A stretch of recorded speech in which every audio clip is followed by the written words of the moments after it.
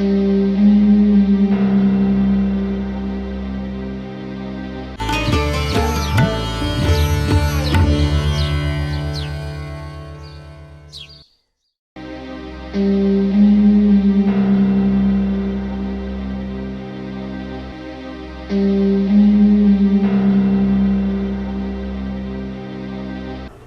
जी, सब तो पहला मैं आप जी का बहुत बहुत धन्यवाद शुक्रिया अदा करदा।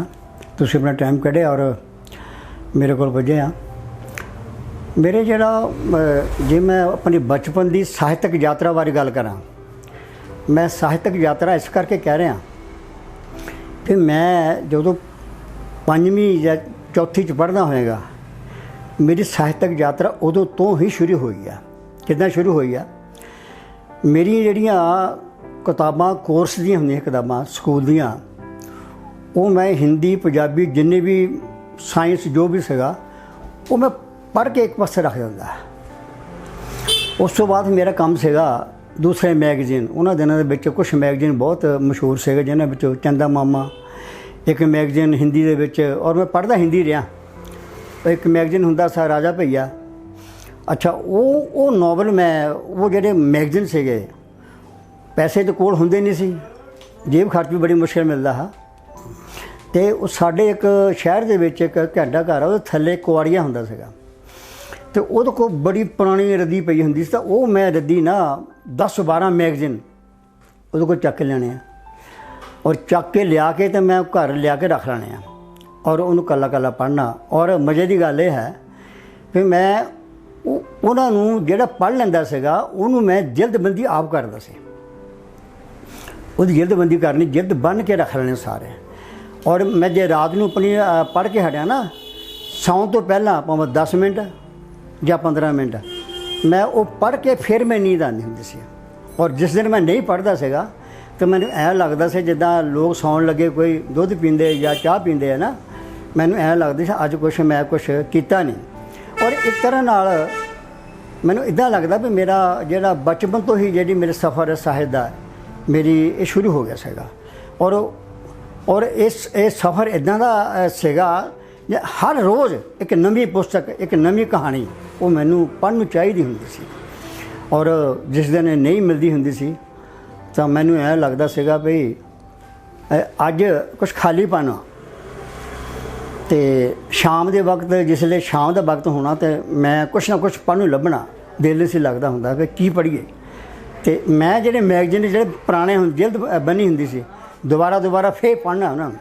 हाँ जी, सो इस तरह जो मेरा बचपन आ वो इदां बीतिया। तो पढ़ाई दे विच ठीक ठाक से आपां। तो फिर जिसले मैं 8वीं 9वीं दे विच जिसले आ गए हैं, उत्थे फिर मेरी जी साहित्य का जोड़ा रंग आ थोड़ा बदल गया।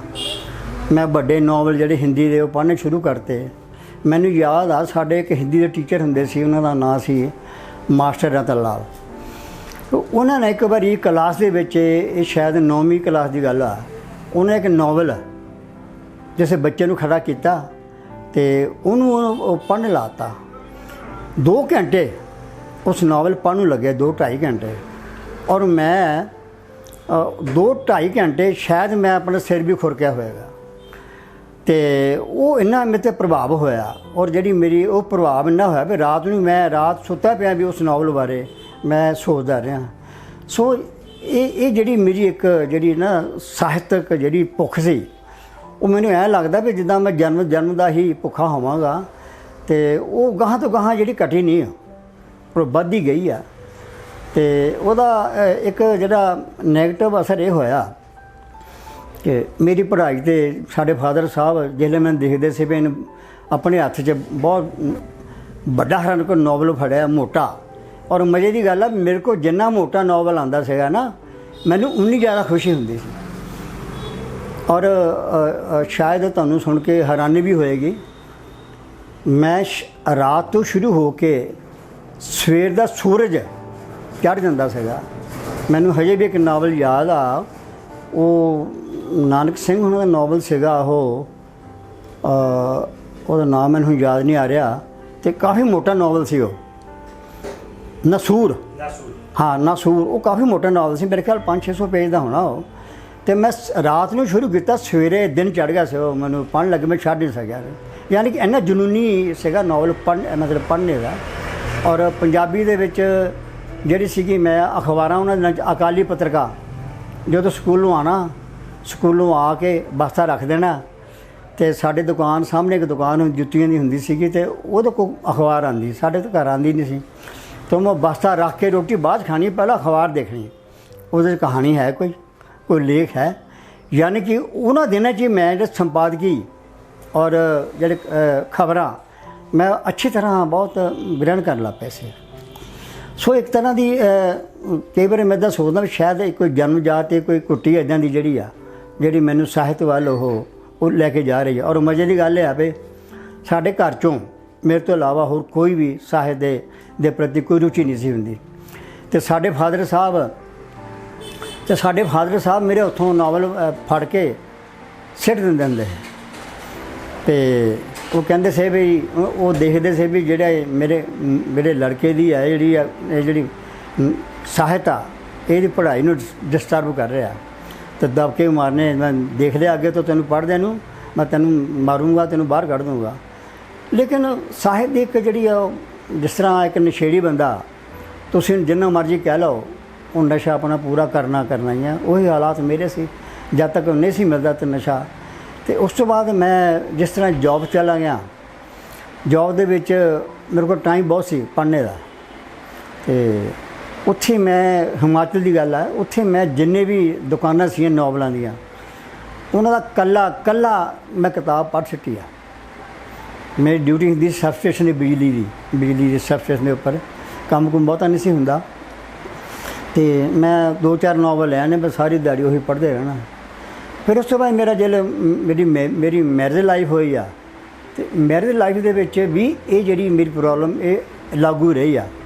तो मेरी जी मिसेस सी वो इस गलों बहुत परेशान रहिंदी सी भी सारा नवां ब्याह होया सीगा, तो मेरे नाल गल घट करदा, तो किताबां ने ज़्यादा गल्लां कर रहा। वो किताबां मेरे खो के मेरे को सिट देनियां, और कई उस तरह की गल्लां भी करनियां जिहड़ियां मेरे ख्याल जे आपां जिक्र ना करी खरी गल आ। यानी कि उन्होंने इतना एहसास हुंदा सी मेरे बराबर एक होर औरत खड़ी है, उसदा नाम ਸਾਹਿਤ आ। तो इदां दा महसूस हुंदा सीगा। तो यानी कि एक तरह ना मेरी जिंदगी दे विच ਸਾਹਿਤ दा रोल बहुत ज़्यादा रहा। इन्ना रोल है भी मैनूं इदां लगदा मेरा खालीपन जिहड़ा मेरा हो जाएगा। हाँ, लेकिन ਸਾਹਿਤ दी जिहड़ा मेरा एक ਸਾਹਿਤ दी जिहड़ी मेरी जिंदगी रही आ, ओह यू टर्न कित्थों लैंदी आ, मैं उहदे बारे खुलासा करना चाहांगा। जिहड़ा इस तो पहला मैं ਸਾਹਿਤ पढ़िया उहदे विच नॉवल भी है, उहदे विच चंगा ਸਾਹਿਤ भी है, उहदे विच अच्छे राइटर भी हिंदी दे पंजाबी दे भी आ। पर जदों मेरे विचारां दे विच जदों तब्दीली आई आ ਸਾਹਿਤ नूं लै के, यानी कि तब्दीली का मतलब यह है ਸਾਹਿਤ मेरे वास्ते सिर्फ एक मनोरंजन का साधन नहीं सी रहा उस वेले जिस वेले मेरे यू टर्न हुंदी है। तो उस वेले मेरा ਸਾਹਿਤਕ मोड़ वो ਸਾਹਿਤਕ रचनावां दे पढ़न च तब्दीली मेरी आई आ। जिस तरह मैनूं याद आ साडे एक हजे भी वो मैगजीन छपदा हो सरिता, ਉਹਦੇ ਵਿੱਚ बहुत अच्छे लेख, प्रोग्रेसिव लेख और आइडियोलॉजिकली मतलब इदां भी ਜਿਹੜੀ ਸਾਡੀ ਪੁਰਾਣੀ ਜਿਹੜੀ सोच ਸੀਗੀ, जिस तरह ਅਸੀਂ धर्म कर्म ਨੂੰ ਮੰਨਦੇ ਹਾਂ, ਅਸੀਂ ਰੱਬ ਨੂੰ ਮੰਨਦੇ ਹਾਂ। ਤੇ ਉਸ ਪੱਤਰਕਾਰ ਦਾ ਜਿਹੜਾ ਰੋਲ ਮੇਰੀ ਜ਼ਿੰਦਗੀ 'ਚ ਪਹਿਲਾਂ ਇਹ ਰਿਹਾ ਵੀ ਉਹਨੇ ਮੈਨੂੰ ਘੱਟੋ ਘੱਟ ਜਿਹੜਾ ਮੇਰੇ ਪਹਿਲੀ ਵਿਚਾਰਧਾਰਾ ਸੀ ਉਹਨੂੰ ਹੌਲੀ ਹੌਲੀ ਖੋਰਾ ਲਾਉਣਾ ਸ਼ੁਰੂ ਕਰਤਾ। ਖੋਰਾ ਕਿੱਦਾਂ? ਉਹਨੇ ਮੇਰੀ ਵਿਚਾਰਧਾਰਾ ਨੂੰ ਬਦਲਣਾ ਸ਼ੁਰੂ ਕਰਤਾ। ਮੈਂ ਪਹਿਲਾਂ ਮੈਂ ਥੋੜ੍ਹਾ ਸਪਸ਼ਟ ਕਰਦਾ, ਮੈਂ ਰਾਧਾ ਸੁਆਮੀ ਵੀ ਰਿਹਾ। ਮੈਂ ਰਾਧਾ ਸੁਆਮੀ ਦਾ ਨਾਂ ਭਜਨ ਵੀ ਲਿਆ, मैं भी लिया, साढ़े घरों भी, साढ़े घर भी राधा स्वामी से। अच्छा, ਉਹਦੇ ਵਿੱਚ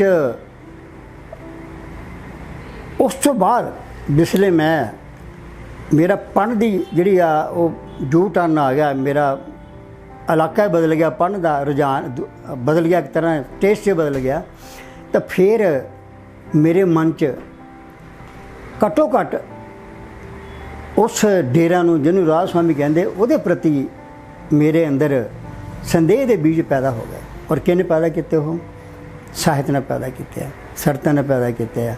उस तो बाद ਜਿਹੜਾ ਸਾਡਾ ਮਾਰਕਸਵਾਦੀ ਸਾਹਿਤ ਆ, ਪ੍ਰੋਗਰੈਸਿਵ ਸਾਹਿਤ ਆ, ਮੈਂ ਉਹਨਾਂ ਦਿਨਾਂ 'ਚ ਇਹਨੂੰ ਭੀਸ਼ਮ ਸਾਹਨੀ ਨੂੰ ਪੜ੍ਹਦਾ। ਉਹਨਾਂ ਦਿਨਾਂ 'ਚ ਮੈਂ ਹੋਰ ਜਿਹੜੇ ਰਾਈਟਰ ਜਿਹੜੇ ਉਸ ਵੇਲੇ ਹਿੰਦੀ ਦੇ ਬਹੁਤ ਸੀਗੇ ਮਸ਼ਹੂਰ, ਉਹਨਾਂ ਨੂੰ ਪੜ੍ਹਦਾ। ਹੌਲੀ ਹੌਲੀ ਮੈਨੂੰ ਪਤਾ ਲੱਗਣ ਲੱਗ ਪੈਂਦਾ ਵੀ ਸਾਡਾ ਅਸੀਂ ਦੋ ਤਰ੍ਹਾਂ ਦਾ ਸਮਾਜ ਜੀ ਰਹੇ ਹਾਂ। ਇੱਕ ਸਮਾਜ ਉਹ ਜਿਹੜਾ ਕਿਤਾਬਾਂ 'ਚ ਆ, ਉਹ ਹੋਰ ਆ। ਇੱਕ ਸਮਾਜ ਉਹ ਜਿਹੜਾ ਅਸੀਂ ਸੱਚੀ ਮੁੱਚ ਜੀ ਰਹੇ ਹਾਂ। ਅਤੇ ਉਹ ਸਮਾਜ ਜਿਹੜਾ ਉਹ ਸਮਾਜ ਵਿੱਚ ਜਿਹੜੇ ਜੀ ਰਹੇ ਆਪਾਂ, ਉਹ ਕਿਉਂ ਜੀ ਰਹੇ ਹਾਂ, ਉਹ ਮੈਨੂੰ ਕਿਤਾਬਾਂ ਨੇ ਦੱਸਿਆ। ਔਰ ਮੈਨੂੰ ਇਹ ਸਪਸ਼ਟ ਕਰ ਦਿੱਤਾ ਉਹਨਾਂ ਕਿਤਾਬਾਂ ਨਾਲ ਕਿ ਜੋ ਜਿੰਨਾ ਤੁਸੀਂ ਜ਼ਿੰਦਗੀ ਹੁਣ ਜੀ ਕੇ ਆਏ ਆ, ਉਹ ਇੱਕ ਨਕਲੀ ਸੀ। ਉਹਦੇ ਵਿੱਚ ਕੋਈ ਵਿਚਾਰਧਾਰਾ ਨਹੀਂ ਸੀ। ਤੁਸੀਂ ਪੜ੍ਹਿਆ, ਬਹੁਤ ਪੜ੍ਹਿਆ, ਪਰ ਉਹਦੇ ਵਿੱਚ ਇੱਦਾਂ ਦੀ ਕੋਈ ਚੀਜ਼, ਕੋਈ ਇੱਦਾਂ ਦਾ ਮੰਤਰ ਨਹੀਂ ਸੀ ਜਿਹੜਾ ਤੁਹਾਨੂੰ ਇਹ ਦੱਸੇ ਕਿ ਤੁਸੀਂ ਜਿਸ ਵਰਤਾਰੇ ਵਿੱਚੋਂ ਹੁਣ ਤੁਸੀਂ ਆਏ ਆ, ਉਹ ਕਿੰਨਾ ਕੁ ਮਾੜਾ ਸੀ ਔਰ ਕਿੰਨਾ ਕੁ ਤੁਹਾਡੇ ਪਸੰਦ ਨਹੀਂ ਸੀ। ਸੋ ਇਸ ਤੋਂ ਬਾਅਦ ਫਿਰ ਮੇਰਾ ਜਿਹੜਾ ਯੂ ਟਰਨ ਹੋ ਜਾਂਦਾ। ਕਿਤੇ ਮੈਂ ਰਾਧਾ ਸਵਾਮੀ ਸੀ, ਹਰ ਮਹੀਨੇ ਡੇਰੇ ਜਾਣਾ, ਹਰ ਰੋਜ਼ ਸਤਸੰਗ ਸੁਣਨਾ। ਹੌਲੀ ਹੌਲੀ ਮੇਰਾ ਘਟ ਗਿਆ, ਅਤੇ ਘਟਣ ਦੇ ਨਾਲ ਜਿਹੜੀਆਂ ਮੇਰੀਆਂ ਮੈਂ ਚਿੰਤਨ ਮੇਰਾ ਸ਼ੁਰੂ ਹੋ ਗਿਆ। ਘੱਟੋ ਘੱਟ ਜਿਹੜਾ ਸਮਾਜ ਦੇ ਪ੍ਰਤੀ ਚਿੰਤਨ, ਜਦੋਂ ਮੈਂ ਡਾਕਟਰ ਅੰਬੇਡਕਰ ਨੂੰ ਪੜ੍ਹਦਾ, ਡਾਕਟਰ ਅੰਬੇਡਕਰ ਵਰਗੇ ਲੋਕਾਂ ਨੂੰ ਪੜ੍ਹਦਾ, ਮੈਂ MN ਰॉय ਨੂੰ ਪੜ੍ਹਦਾ, ਮੈਂ DP ਚਟੋਪਾਧਿਆਏ ਨੂੰ ਪੜ੍ਹਦਾ, ਮੈਂ DD ਕਸੰਬੀ ਨੂੰ ਪੜ੍ਹਦਾ, ਮੈਂ ਇੰਗਲਿਸ਼ ਦੇ ਹੋਰ ਰਾਈਟਰ ਉਹਨਾਂ ਨੂੰ ਪੜ੍ਹਦਾ।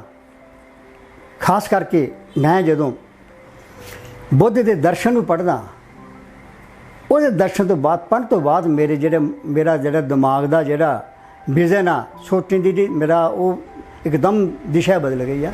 ਔਰ ਮੈਂ ਅੱਜ ਤੋਂ 20 ਸਾਲ ਪਹਿਲਾਂ ਹੋਰ ਦੁਆਰਕਾ ਭਾਰਤੀ ਸੀਗਾ, ਅਤੇ ਅੱਜ ਮੈਂ ਹੋਰ ਆ। ਹੋਰ ਇਸ ਕਰਕੇ ਆ, ਹੋਰ ਇਸ ਤਰ੍ਹਾਂ ਨਾਲ ਮੈਂ ਇਹਨੂੰ ਕਹਿ ਸਕਦਾ ਵੀ ਅੱਜ ਜਿਹੜੇ ਮੇਰੇ ਸੋਚਣ ਦਾ ਢੰਗ ਆ, ਉਹ ਸਾਹਿਤ, ਉਹ ਗ੍ਰੰਥ ਜਿਹੜੇ ਮੈਂ ਪੜ੍ਹ ਕੇ ਆਇਆ, ਮੈਂ ਰਿਗੇ ਬੇਦ ਵੀ ਪੜ੍ਹ ਕੇ ਆਇਆ, ਮੈਂ ਗੀਤਾ ਵੀ ਪੜ੍ਹ ਕੇ ਆਇਆ, ਮੈਂ ਹੋਰ ਜਿਹੜੇ ਸਾਹਿਤ ਆ ਇਹਨਾਂ ਦਾ, ਹਿੰਦੀ ਸਾਹਿਤ ਆ, ਸੰਸਕ੍ਰਿਤ ਦਾ, ਉਹ ਸਾਰਾ ਪੜ੍ਹ ਕੇ ਆਇਆ। ਅਤੇ ਹੁਣ ਮੈਂ ਜਿਹੜਾ ਸਾਹਿਤ ਪੜ੍ਹ ਰਿਹਾ ਜਾਂ ਪੜ੍ਹਦਾ, ਅਤੇ ਮੈਨੂੰ ਹੁਣ ਪਤਾ ਲੱਗਦਾ ਵੀ ਇਹਨਾਂ ਦੇ ਵਿੱਚੋਂ ਕਿੰਨਾ ਜ਼ਮੀਨ ਅਸਮਾਨ ਦਾ ਅੰਤਰ ਸੀ। ਤੁਲਸੀਦਾਸ ਹਿੰਦੀ ਵਾਲਿਆਂ ਵਾਸਤੇ ਬਹੁਤ ਵਧੀਆ ਕਵੀ ਹੋ ਸਕਦਾ, ਪਰ ਮੇਰੇ ਵਾਸਤੇ ਉਹ ਜਿਹੜੇ ਤੁਲਸੀਦਾਸ ਕਵੀ ਆ, ਉਹ ਘੱਟੋ ਘੱਟ ਜਿੱਦਾਂ ਮੈਂ ਆਪਣੀ ਵਿਚਾਰਧਾਰਾ ਮਤਲਬ ਸਮਝਦਾ, ਘੱਟੋ ਘੱਟ ਉਹ ਮੈਂ ਉਹਨੂੰ ਮਾਨਵਵਾਦੀ ਨਹੀਂ ਸਮਝਦਾ। ਕਿਉਂ?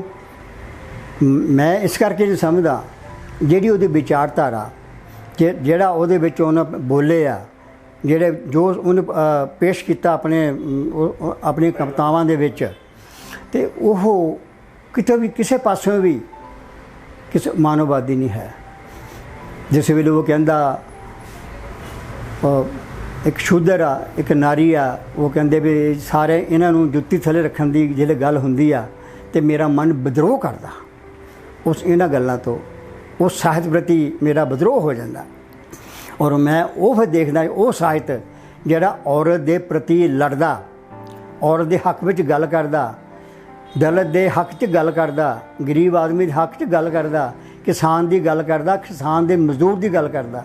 ਮੈਨੂੰ ਉਹ ਸਾਹਿਤ ਉਹ ਟੱਚ ਕਰ ਲਾ ਪਿਆ। ਉਸ ਵੇਲੇ ਜਿਹੜੇ ਮੇਰੇ ਮਨ 'ਚ ਇਹ ਵਿਚਾਰ ਭਰ ਗਏ ਆ, ਤਾਂ ਫਿਰ ਮੈਂ ਇਸ ਵੇਲੇ ਮੈਂ ਆਪਣੇ ਆਪ ਨੂੰ ਇਹ ਸਮਝਦਾ, ਮੈਂ ਉਹਨਾਂ ਵਿੱਚ ਖੜ੍ਹਾ, ਮੈਂ ਉਹਨਾਂ ਚਿੰਤਕਾਂ 'ਚ ਖੜ੍ਹਾ, ਉਹਨਾਂ ਲੇਖਕਾਂ 'ਚ ਖੜ੍ਹਾ ਜਿਹੜੇ ਆਪਣੀ ਜਾਨ ਤਾਂ ਦੇ ਗਏ, ਪਰ ਆਪਣੇ ਵਿਚਾਰਾਂ ਤੋਂ ਪਲਟੇ ਨਹੀਂ।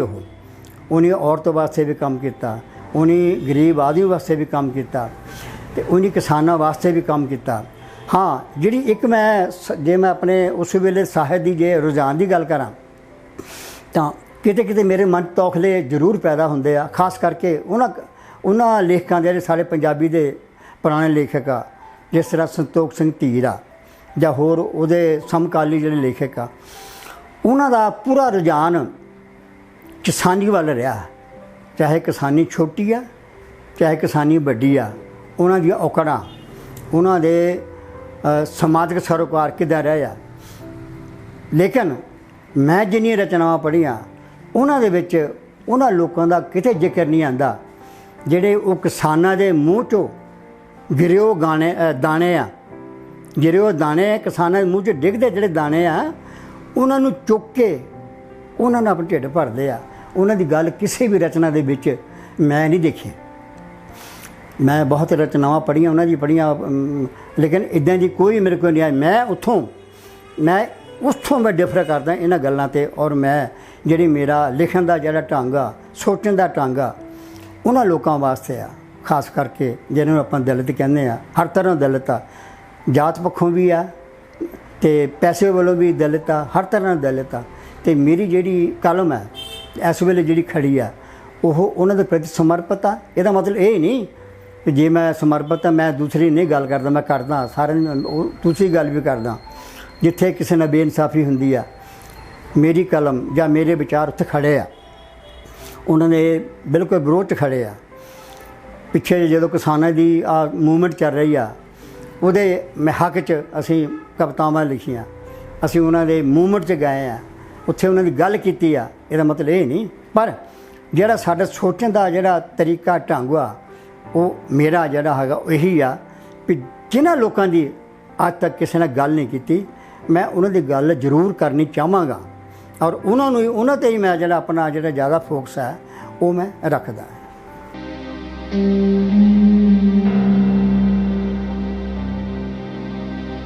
ਨਹੀਂ, ਇਸ ਤਰ੍ਹਾਂ ਨਹੀਂ ਹੈ। ਮੈਂ ਜਿਹੜਾ ਤੁਹਾਡਾ ਸਵਾਲ ਹੈ ਮੈਂ ਇਹਨੂੰ ਇਸ ਤਰ੍ਹਾਂ ਲੈ ਸਕਦਾ, ਜਦੋਂ ਆਪਾਂ ਦਲਿਤ ਸਾਹਿਤ 'ਤੇ ਕੰਮ ਸ਼ੁਰੂ ਕੀਤਾ ਸੀਗਾ ਤਾਂ ਉਸ ਵੇਲੇ ਇਹਦਾ ਵਿਰੋਧ ਸਿਰਫ ਇਸ ਕਾਰਨ ਹੋਇਆ ਸੀ ਵੀ ਜਿਹੜਾ ਸਾਹਿਤ ਆ ਉਹ ਕਦੇ ਵੀ ਦਲਿਤ ਨਹੀਂ ਹੁੰਦਾ। ਇਹਦਾ ਵਿਰੋਧ ਆਇਆ ਸੀਗਾ। ਫਿਰ ਇੱਕ ਵਿਰੋਧ ਹੋਰ ਉੱਠਦਾ ਸੀਗਾ ਵੀ ਸਾਹਿਤ ਸਾਹਿਤ ਹੀ ਹੁੰਦਾ, ਉਹਦੇ ਵਿੱਚ ਦਲਿਤ ਕਿਹੜਾ ਗੈਰ ਦਲਿਤ ਕਿਹੜਾ, ਇਹ ਤਾਂ ਸਾਹਿਤ ਦੀ ਕੋਈ ਪਰਿਭਾਸ਼ਾ ਨਹੀਂ ਨਾ ਹੋਈ। ਅੱਛਾ, ਇਹਦੇ ਵਿੱਚ ਜਿਸ ਵੇਲੇ ਆਪਾਂ ਇਹ 'ਤੇ ਪੜ੍ਹਨਾ ਸ਼ੁਰੂ ਕੀਤਾ, ਸੋਚਣਾ ਸ਼ੁਰੂ ਕੀਤਾ, ਇਹ 'ਤੇ ਕੰਮ ਹੋਇਆ ਤਾਂ ਫਿਰ ਜਿਹੜੇ ਸਾਡੇ ਕੋਲ ਲੌਜਿਕ ਆਉਂਦੇ ਆ ਉਹ ਇਹ ਆਉਂਦੇ ਆ ਵੀ ਇੱਕ ਸਾਹਿਤ ਧਾਰਮਿਕ ਹੋ ਸਕਦਾ, ਇੱਕ ਸਾਹਿਤ ਸਮਾਜਵਾਦੀ ਹੋ ਸਕਦਾ, ਇੱਕ ਸਾਹਿਤ ਪ੍ਰਗਤੀਵਾਦੀ ਹੋ ਸਕਦਾ, ਇੱਕ ਸਾਹਿਤ ਮਾਰਕਸਵਾਦੀ ਹੋ ਸਕਦਾ। ਅਤੇ ਜਿਹੜਾ ਦਲਿਤਾਂ ਦੇ ਵਾਸਤੇ ਲਿਖਿਆ ਜਾਂਦਾ ਉਹ ਦਲਿਤ ਸਾਹਿਤ ਕਿਉਂ ਨਹੀਂ ਹੋ ਸਕਦਾ? ਇਹ ਸਵਾਲ ਜਿਹੜੇ ਮੰਚਾਂ 'ਤੇ ਬਹੁਤ ਉਠਾਏ ਗਏ ਆ ਔਰ ਅਸੀਂ ਨਹੀਂ ਉਠਾਇਆ, ਸਿਰਫ ਮਾਰਕਸਵਾਦੀ ਲੋਕਾਂ ਨੇ ਵੀ ਉਠਾਇਆ। ਜਦ ਕਿ ਇਸ ਗੱਲ ਨੂੰ ਜਦੋਂ ਅੰਡਰਸਟੈਂਡ ਨਹੀਂ ਕੀਤਾ ਜਾ ਰਿਹਾ ਸੀਗਾ ਵੀ ਇਹ ਸਾਹਿਤ ਦੀ ਜ਼ਰੂਰਤ ਕਿਉਂ ਪਈ ਆ। ਸਿੱਧੀ ਜਿਹੀ ਗੱਲ ਆ ਵੀ ਜਦੋਂ ਦਲਿਤ ਸਾਹਿਤ ਦੀ ਜ਼ਰੂਰਤ ਪੈਂਦੀ ਆ, ਜ਼ਰੂਰਤ ਪਈ ਆ, ਇਹਦੀ ਕਿਉਂ ਪਈ ਆ? ਕਿਉਂਕਿ ਜਿੱਦਾਂ ਮੈਂ ਤੁਹਾਨੂੰ ਪਹਿਲਾਂ ਸਪਸ਼ਟ ਕੀਤਾ ਵੀ ਇਹਨਾਂ ਦੇ ਬਾਰੇ ਕੋਈ ਰਚਨਾ ਲਿਖੀ ਹੀ ਨਹੀਂ ਗਈ। ਮੈਨੂੰ ਯਾਦ ਆ ਬੰਗਾਲ ਦੇ ਵਿੱਚ 1980-85 ਦੀ ਗੱਲ ਆ, ਉੱਥੇ ਇੱਕ ਨਾਵਲ ਛਪਿਆ ਸੀਗਾ। ਇੱਕ ਯੂਰਪ ਦਾ ਰਾਈਟਰ ਆ ਡੋਮਿਨਿਕ ਲੌਪੀਅਰ ਨਾਮ ਦਾ, ਉਹਨੇ ਬਹੁਤ ਮਸ਼ਹੂਰ ਇੱਕ ਨਾਵਲ ਇੱਥੇ ਰਹਿ ਕੇ ਬੰਗਾਲ ਦੇ ਵਿੱਚ ਰਹਿ ਕੇ ਲਿਖਿਆ ਸੀਗਾ। ਉਹਦਾ ਨਾਂ ਸੀ ਦ ਸਿਟੀ ਆਫ ਜੋਏ, ਉਹਦਾ ਨਾਂ ਸਿਟੀ ਆਫ ਜੋਏ। ਔਰ ਉਹ ਨਾਵਲ ਉਹਨੇ ਉਹਨਾਂ ਲੋਕਾਂ 'ਚ ਬਹਿ ਕੇ ਲਿਖਿਆ ਜਿਹੜੇ ਲੋਕ ਹੱਥ ਰੇੜਾ ਖਿੱਚਦੇ ਹੈ, ਬੰਦੇ ਨੂੰ ਬਿਠਾ ਕੇ ਉਹਨੂੰ ਖਿੱਚਦੇ ਹੁੰਦੇ ਸੀਗੇ। ਅੱਜ ਵੀ ਤੁਸੀਂ ਸ਼ਾਇਦ ਦੇਖੋਗੇ ਅਤੇ ਕੋਲਕਾਤਾ ਦੇ ਵਿੱਚ। ਅਤੇ ਉਹ ਮਜ਼ਦੂਰ ਅਲੱਗ ਬਸਤੀ ਵਿੱਚ ਰਹਿੰਦੇ ਸੀਗੇ, ਉਹਨਾਂ ਦਾ ਉੱਥੇ ਰਹਿੰਦੇ ਉੱਥੇ ਮਰ ਜਾਂਦੇ ਸੀਗੇ, TB ਨਾਲ ਮਰ ਜਾਂਦੇ ਸੀਗੇ, ਬਿਮਾਰੀ ਨਾਲ ਮਰ ਜਾਂਦੇ ਸੀ। ਅਤੇ ਉਹ ਬੰਦਾ ਘੱਟੋ ਘੱਟ 15 ਸਾਲ ਉਹਨਾਂ ਦੇ ਵਿੱਚ ਰਿਹਾ, ਉਹਨਾਂ 'ਚ ਰਹਿ ਕੇ ਉਹਨੇ ਕੰਮ ਕੀਤਾ, ਉਹ ਨਾਵਲ ਲਿਖਿਆ। ਔਰ ਤੁਹਾਨੂੰ ਹੈਰਾਨੀ ਹੋਣੀ ਆ, ਉਸ ਨਾਵਲ ਨੇ ਬੰਗਾਲ ਸਰਕਾਰ ਮਾਰਕਸਵਾਦੀ ਸਰਕਾਰ ਸੀ ਉਦੋਂ, ਤਾਂ ਉਹਨੂੰ ਹੱਥਾਂ ਨਹੀਂ ਪਾਤੀ ਸੀ ਲੋਕਾਂ ਦੀ ਵੀ ਗੱਲ 'ਚ। ਉਹਦੇ ਅਨੁਵਾਦ ਘੱਟੋ ਘੱਟ ਵੀ 30-40 ਭਾਸ਼ਾ ਦੇ ਵਿੱਚ ਹੋਇਆ। ਸਿਟੀ ਆਫ ਜੋਏ ਹਿੰਦੀ ਵਿੱਚ ਵੀ ਹੋਇਆ, ਆਨੰਦ ਨਗਰ ਨਾਂ ਸੀ ਉਹਦਾ। ਸੋ ਇੱਦਾਂ ਦੀ ਰਚਨਾ ਸਾਡੇ ਸਾਹਿਤ 'ਚ ਕਿਉਂ ਨਹੀਂ ਆਈ, ਦਲਿਤ ਸਾਹਿਤ ਦੇ ਵਿੱਚ ਕਿਉਂ ਨਹੀਂ ਆਈ? ਅਸੀਂ ਬਹੁਤ ਰਚਨਾਵਾਂ ਲਿਖੀਆਂ, ਅਸੀਂ ਗੀਤਾ ਵੀ ਲਿਖਦੇ ਚਲੇ ਗਏ ਆ, ਰਿਗਵੇਦ ਵੀ ਬਹੁਤ ਸਾਡੇ ਹੋ ਰਹੇ ਆ, ਹੋਰ ਰਚਨਾਵਾਂ ਬਹੁਤ ਆ ਰਹੀਆਂ, ਬਹੁਤ ਗ੍ਰੰਥ ਵੱਡੇ ਵੱਡੇ ਸਾਡੇ ਕੋਲ ਆ, पर इदां दा साहित क्यों नहीं आया। ਤੁਸੀਂ ਇਹਨਾਂ ਦੇ ਜਿਹੜੇ ਜ਼ੁਲਮ ਹੁੰਦੇ ਰਹੇ ਇਹਨਾਂ ਦੇ ਉੱਪਰ ਜਾਤ ਨੂੰ ਲੈ ਕੇ, ਇਹਨਾਂ ਦੇ ਪਿੱਛੇ ਛਾਪੇ ਬੰਨ੍ਹਦੇ ਰਹੇ ਆ, ਇਹਨਾਂ ਨੂੰ ਛੂਹਣਾ ਪਾਪ ਹੁੰਦਾ ਰਿਹਾ। ਔਰ ਇੱਦਾਂ ਦੇ ਗ੍ਰੰਥ ਰਚੇ ਆ ਜਿਨ੍ਹਾਂ ਵਿੱਚ ਸਪਸ਼ਟ ਹੁੰਦਾ ਲਿਖਿਆ ਹੁੰਦਾ ਸੀਗਾ ਵੀ ਇਹਨਾਂ ਦੇ ਲੋਕਾਂ ਦੇ ਲਾਗੇ ਖੜੇ ਨਾ ਹੋਵੋ, ਇਹ ਤੁਸੀਂ ਪਿੱਟ ਹੋ ਜਾਓਗੇ। ਫਿਰ ਤੁਹਾਨੂੰ ਸੁਣ ਕੇ ਹੈਰਾਨੀ ਹੋਣੀ, ਜਿਸ ਵੇਲੇ ਮੈਂ ਗ੍ਰੰਥ ਖੋਲ੍ਹੇ ਆ ਤਾਂ ਵਿੱਚੋਂ ਮੈਨੂੰ ਪਤਾ ਲੱਗਦਾ ਜਿੰਨੇ ਵੀ ਕੰਮ ਵਾਲੇ ਸੀਗੇ, हैंडी वर्क वाले जिन्ने से, चाहे वो तरखान आ, लोहार आ, चाहे वो सुनियारा, सारा बहेलिए, ये सारे के प्रति उन्हें टिप्पणियाँ कीतियाँ भी एक तरखान, लोहार, बहेलिया, एक मोची, टिप्पणियाँ की इन्हों के हथों लैके तुहानूं नहीं खाना चाहिए। जिहड़ा इन्हें हथों लैके खाएगा वो बंदा ਉਹਨੂੰ ਸਜ਼ਾ ਮਿਲੇਗੀ, ਉਹਨੂੰ ਯਾਨੀ ਕਿ ਪਾਪ ਦਾ ਭਾਗੀ ਹੋਵੇਗਾ। ਯਾਨੀ ਕਿ ਜਿਸ ਵੇਲੇ ਆਪਾਂ ਇੱਦਾਂ ਦੀ ਰਚਨਾਵਾਂ ਪੜ੍ਹਦੇ ਹਾਂ ਤਾਂ ਫਿਰ ਅਸੀਂ ਸਾਡੇ ਮਨ ਸੋਚਦੇ ਹੀ ਨਹੀਂ ਵੀ ਇਹਦੇ ਵਿਰੋਧ 'ਚ ਕਿਉਂ ਨਹੀਂ ਲਿਖਿਆ ਗਿਆ, ਇਹਦੇ ਵਿਰੋਧ ਦੇ ਵਿੱਚ ਸਾਹਿਤ ਕਿਉਂ ਨਹੀਂ ਖੜਾ ਹੋਇਆ।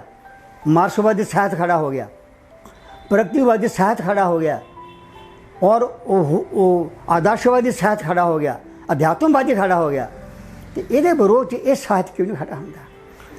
और ये जरूरत इस करके मैं ये कहना, मैं यानी कि मैं जिन्ना ऑबजर्व किया इन्हां गल्लां नूं, मैं जिस वेले डॉक्टर अंबेडकर नूं पढ़दा, मैं जिहड़े मार्क्सवादी दी रचनावां नूं पढ़दा तो उस वेले मैनूं मार्क्सवाद दी रचनावां दे विच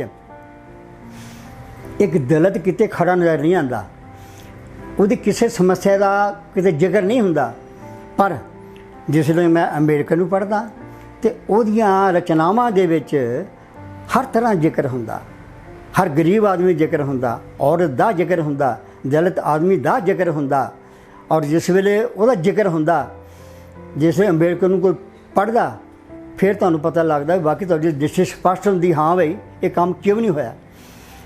इन्हां नूं किहड़ी सज़ा मिली सी इन्नियां सदियां तक, इन्हां नूं भुंजे थल्ले ला रखिया, इन्हां दा काम भी लिया गया, इन्हां ने अछूत भी बनाया।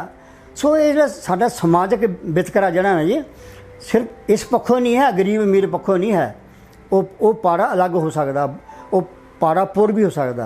पर ये जिहड़ा पाड़ा जात नूं लैके, छोटे बड़े नूं लैके, अछूत नूं लैके, ये जिहड़ा पाड़ा सदियां हो गई हजे भी नहीं भर नहीं रहा है। सो ये जिहड़ा साहित्य आ, ये जिहड़ा काम है, ये साहित्य करेगा, तुहाडी रचना करेगी, वो रचना करेगी जिहड़ी लोकां नूं दस्सेगी। जिस तरह मेरियां कुछ कवितावां सीआं तो उन्हां विच मैं अपनी कवितावां दे विच यही किया भी जिहड़े लोग इस समाज के उस पार बैठे आ, उन्हां जिंदगी हले भी उही आ, उन्हां दे जिहड़े सिरां दे भार जात दा उही आ, उन्हां दे जिहड़े उपर सिरां दे उपर इल्लां घुमदियां उदां ही घुम रहीआं हले भी, तां वो इस पार क्यों नहीं आन दित्ते जा रहे। उन्हें किहड़ा इदां दा कसूर कीता जिहड़ा इस पार नहीं आया। सो हाँ, इदां दियां जिहड़ियां स्थितियां पैदा होंदियां, जिहड़े विचार पैदा होंदे आ, जां तां उन्हां दा जवाब दित्ता जावे, जे जवाब नहीं है तां फिर जिहड़ा साहित्य की जिहड़ी डेफिनेशन है उन्होंने बदल दिओ। मैं तो सीधी मेरे को एक गल आ, साहित्य की डेफिनेशन बदल दिओ कि साहित्य सिर्फ मनोरंजन वास्ते है, साहित्य सिर्फ किसी नूं नीवा बनाने वास्ते है, साहित्य सिर्फ इस समाज इस कल्चर नूं उस कल्चर नूं जिंदा रखने वास्ते ही आ जिहड़ी किसी वास्ते बहुत घातक खतरनाक आ।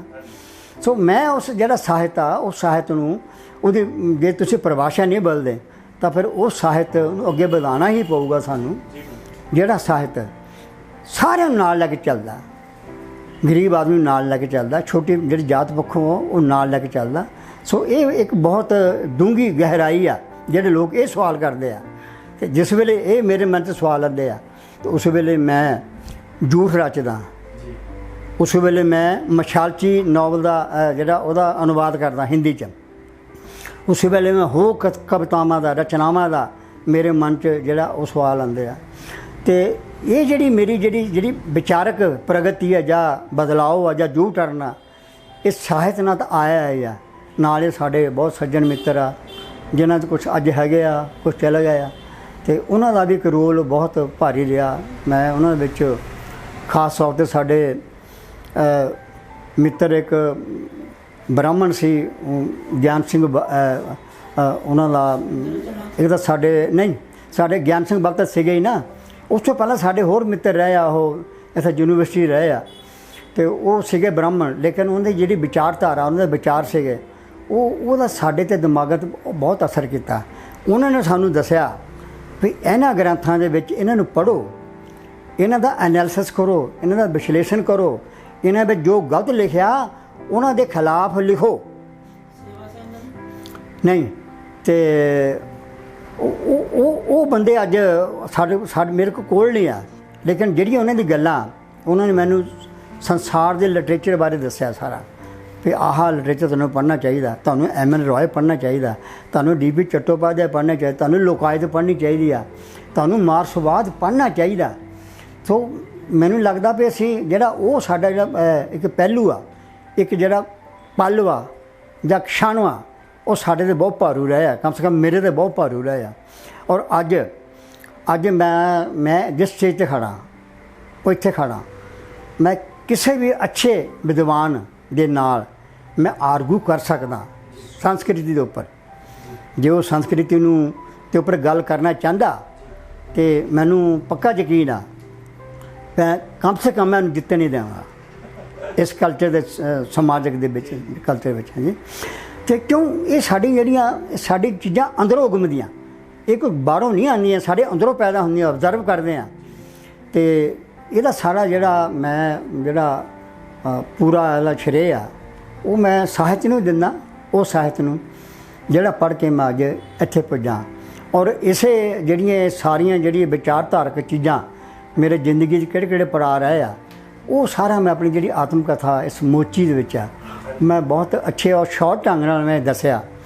और कईयां ने पढ़िया भी आ, कुछ लोग इत्थे PhD भी करते हैं। जिन्होंने पढ़िया जेह्ड़े उन्होंने तासुरात मेरे को आते आ हिंदी विच, बाहरों भी काफ़ी विद्वानां दे आया, वो उन्होंने ही दसिया भी सानू घट्टो घट्ट पढ़ के एक रात नींद नहीं आई।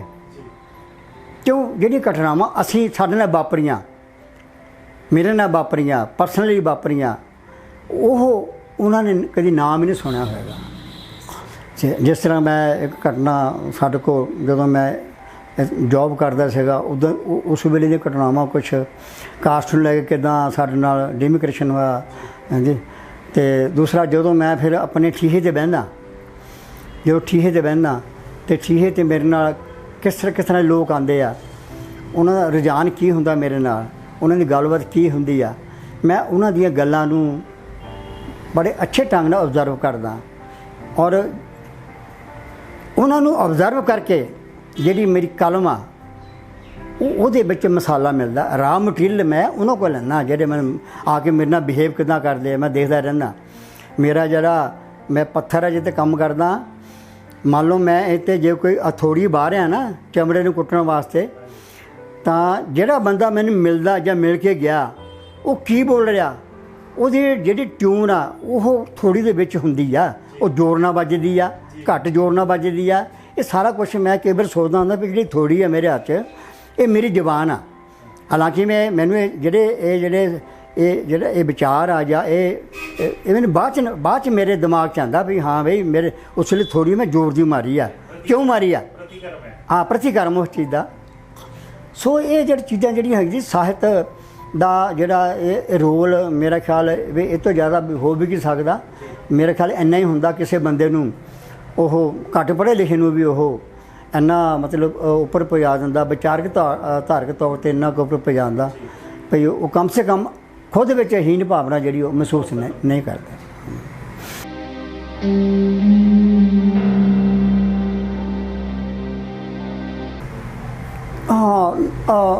एक्चुअली असी जिसले ये गल करते हैं ना जी हक,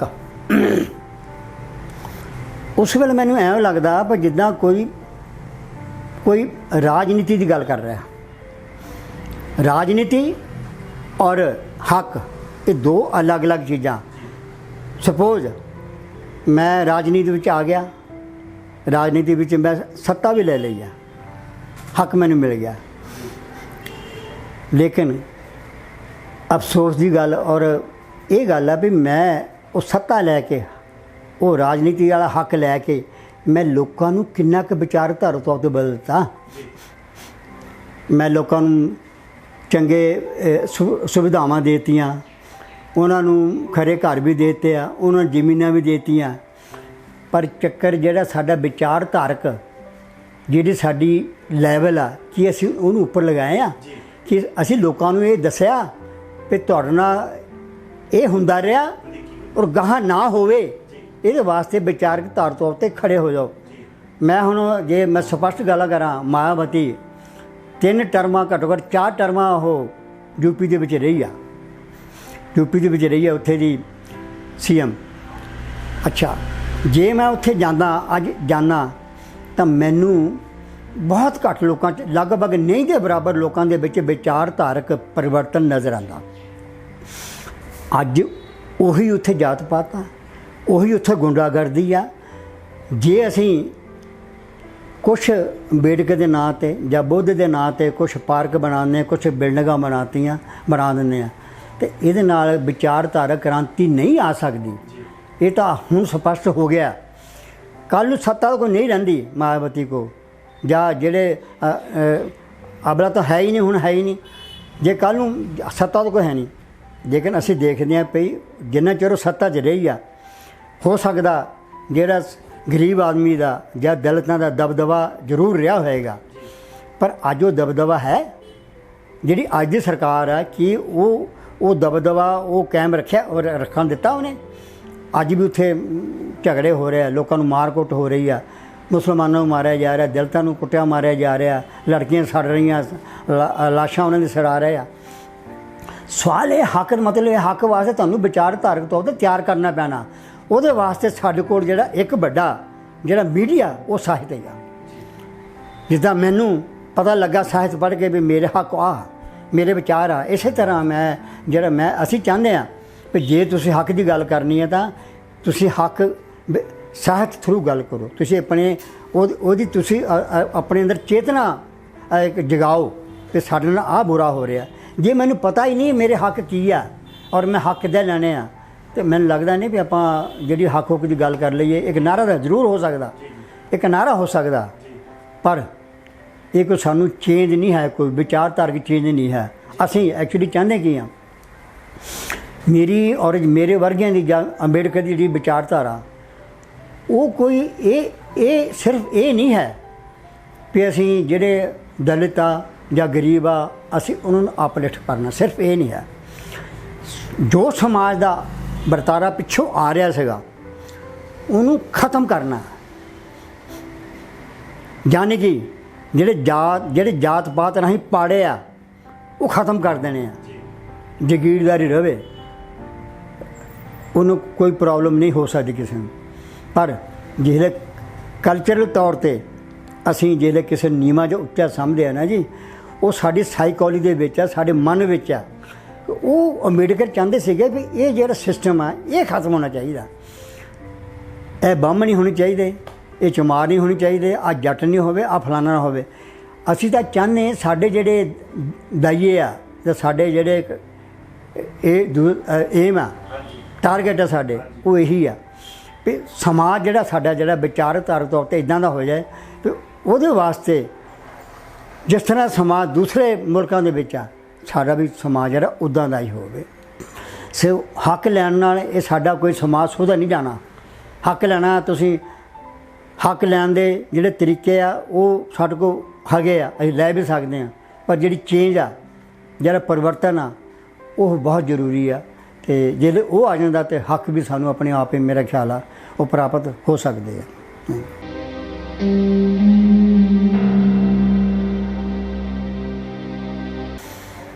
ਹਾਂ, ਅਨੁਭਵ ਬਹੁਤ ਜਿੱਦਾਂ ਮੈਂ ਕਹਿ ਦੇਵਾਂ ਬਹੁਤ ਜ਼ਹਿਰੀਲੇ ਰਹੇ ਆ ਜੀ। ਅਤੇ ਇੰਨੇ ਜ਼ਹਿਰੀਲੇ ਰਹੇ ਆ, ਕਿਤੇ ਮੈਂ ਪਿਛਲੀਆਂ ਆਪਣੀਆਂ ਕਵਿਤਾਵਾਂ ਦੇਖਦਾ ਹੁੰਦਾ ਅਤੇ ਮੈਨੂੰ ਖੁਦ ਮੇਰੇ ਰੌਂਗਟੇ ਖੜੇ ਹੋ ਜਾਂਦੇ ਉਹਨਾਂ ਨੂੰ ਪੜ੍ਹ ਕੇ। ਕਿਉਂ?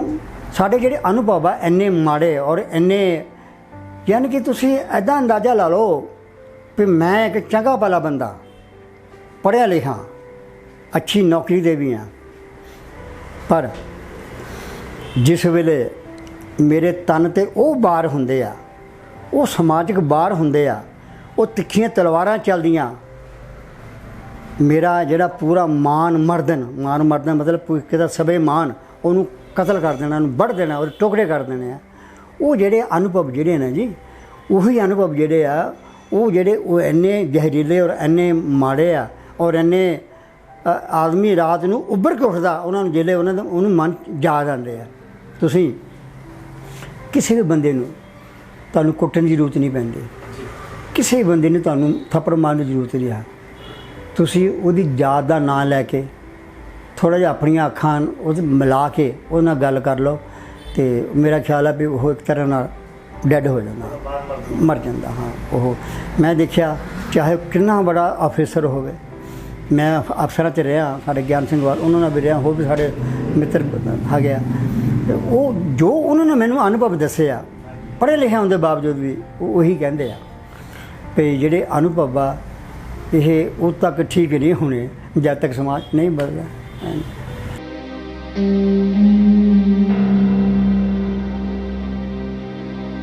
ਮੈਂ ਸਾਡੇ ਸਮਾਜ ਦੇ ਪ੍ਰਤੀ ਜਿਹੜੀ ਉਹੀ ਭਾਵਨਾਵਾਂ ਹੈਗੀਆਂ ਜਿਹੜੀਆਂ ਮੇਰੇ ਵਿਚਾਰ ਆ। ਮੈਂ ਚਾਹੁੰਦਾ ਹਰ ਬੰਦੇ ਨੂੰ ਇਸ ਸਮਾਜ ਦੇ ਵਿੱਚ ਮਾਨ ਸਨਮਾਨ ਮਿਲੇ, ਉਹਨੂੰ ਕੰਮ ਮਿਲੇ, ਉਹਦੀ ਬਰਾਬਰ ਦੀ ਇੱਜ਼ਤ ਹੋਵੇ। ਅਤੇ ਜਦੋਂ ਵੀ ਮਿਲਦਾ, ਮੈਨੂੰ ਕਿਸੇ ਦਾ ਫੋਨ ਆਇਆ ਬਾਹਰੋਂ, ਅਤੇ ਉਹ ਕੋਈ ਲੇਡੀ ਸੀ, ਤਾਂ ਉਹਨੇ ਪਹਿਲੀ ਵਾਰੀ ਫੋਨ ਮੈਨੂੰ ਕੀਤਾ, ਅਤੇ ਉਹ ਮੈਨੂੰ ਉਹਨੂੰ ਪੁੱਛਿਆ। ਪਹਿਲਾ ਕੁਐਸਚਨ ਮੇਰਾ ਜਿਹੜਾ ਉਹਨੇ ਮੈਨੂੰ ਕੀਤਾ ਉਹ ਇਹ ਸੀ ਕਿ ਤੁਹਾਡੀ ਕਾਸਟ ਕੀ ਆ। ਪਹਿਲਾ ਕੁਐਸਚਨ ਉਹਨੇ ਕੀਤਾ। ਅਸੀਂ ਸਿੰਧੀ ਹੁੰਦੇ ਹਾਂ, ਉਹਨੇ ਦੱਸਿਆ ਪਹਿਲਾਂ ਅਸੀਂ ਸਿੰਧੀ ਹੁੰਦੇ ਹਾਂ, ਤੁਹਾਡੀ ਕਾਸਟ ਕੀ ਆ। ਅਤੇ ਉਹ ਜਿਹੜੀ ਇਹ ਹਾਲਾਤ ਆ, ਇਹ ਸਥਿਤੀ ਜਿਹੜੀ ਮੈਂ ਚਾਹੁੰਦਾ ਵੀ ਇਹ ਨਹੀਂ ਹੁਣ ਆਉਣੀ ਚਾਹੀਦੀ, ਇਹਦਾ ਹੁਣ ਖਾਤਮਾ ਹੋਣਾ ਚਾਹੀਦਾ। ਇਹ ਖਤਮ ਹੋਣੀ ਚਾਹੀਦੀ ਆ, ਚਾਹੇ ਇਹ ਲਿਟਰੇਚਰ ਰਾਹੀਂ ਹੋਵੇ, ਚਾਹੇ ਹੋਰ ਜਿਹੜੇ ਢੰਗ ਤੁਹਾਨੂੰ ਚੰਗਾ ਲੱਗਦਾ ਇਹਦੇ ਖਤਮ ਕਰਨ ਨੂੰ, ਤਾਂ ਉਹਦੇ ਥਰੂ ਹੋ ਜਾਵੇ। ਬਸ ਸਮਾਜ ਬਸ ਆਹੀ ਹੈ, ਇਹ ਚਾਹੁੰਦੇ ਹਾਂ ਹਰ ਨੂੰ ਮਾਣ, ਇੱਜ਼ਤ, ਸਨਮਾਨ। ਰੋਟੀ ਦਾ ਕਮਾਈ ਵੀ ਜਾ ਸਕਦੀ ਆ, ਬੰਦਾ ਭੁੱਖਾ ਵੀ ਰਹਿ ਸਕਦਾ, ਪਰ ਕਿਸੇ ਦਾ ਜਿਹੜਾ ਮਾਣ ਸਨਮਾਨ ਜਿਹੜਾ ਉਹ ਕਾਇਮ ਰੱਖਣਾ ਮੇਰਾ ਖਿਆਲ ਸਰਕਾਰਾਂ ਦਾ ਵੀ ਔਰ ਸਾਡੇ ਸਮਾਜ ਦਾ ਵੀ ਇਹ ਪਹਿਲਾ ਹੋਣਾ ਚਾਹੀਦਾ। ਹਾਂਜੀ, ਫਰਜ਼।